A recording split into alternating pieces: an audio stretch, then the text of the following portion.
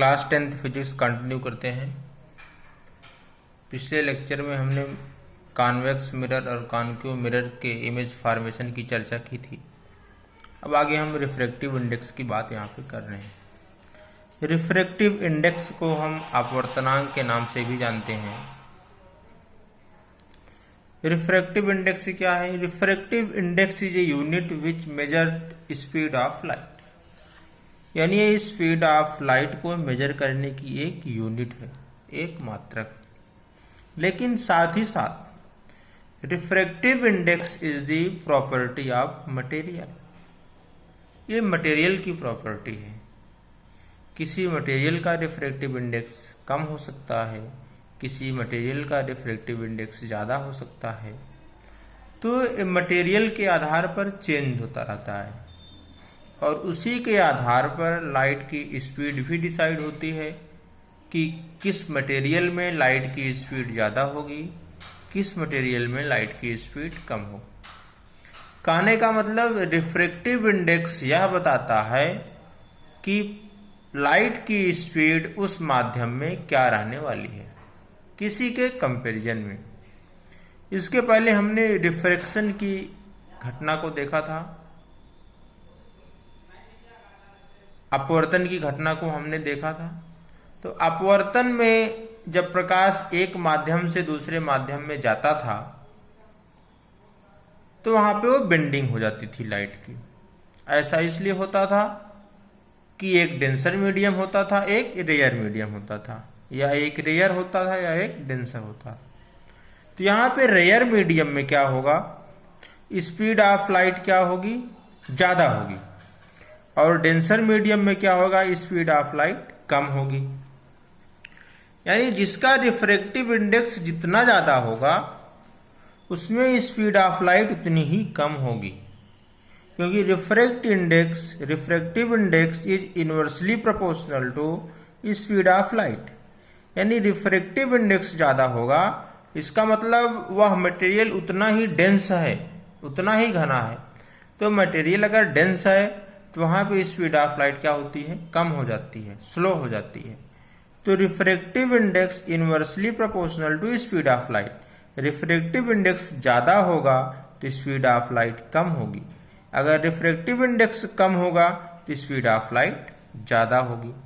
तो जो rare medium होते हैं, रेयर मीडियम का रिफ्रैक्टिव इंडेक्स कम होता है, इसलिए उसमें स्पीड ऑफ लाइट ज़्यादा होती है, फास्ट होती है। और जो डेंसर मीडियम होते हैं उसमें रिफ्रैक्टिव इंडेक्स उसका ज़्यादा होता है, इसलिए स्पीड ऑफ लाइट उसमें स्लो होती है। अगर हम रिफ्रैक्टिव इंडेक्स के डिफिनीशन की बात करें तो refractive index is a unit which measure speed of light, और दूसरी डिफिनीशन आप कह सकते हैं refractive index is the property of material which decided the speed of light. दूसरी चीज, रिफ्रैक्टिव इंडेक्स को हम म्यू से डिनोट करते हैं और स्पीड ऑफ लाइट को हमने यहाँ पे वी से डिनोट किया है। तो mu is inversely proportional to 1/v।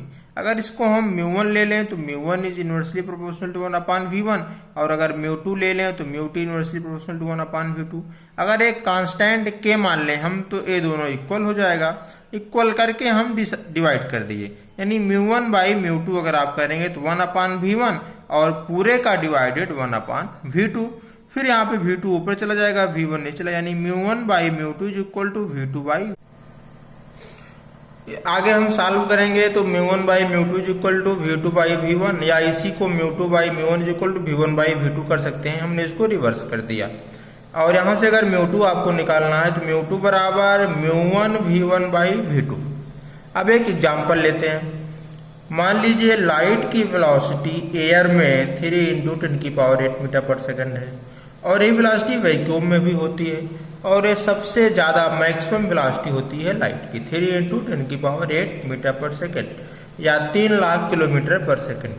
और लाइट की वेलोसिटी ग्लास में दी हुई है 2 × 10⁸ मीटर पर सेकंड। अब हमें क्या करना है, एयर के सापेक्ष ग्लास का रिफ्रैक्टिव इंडेक्स निकालना है।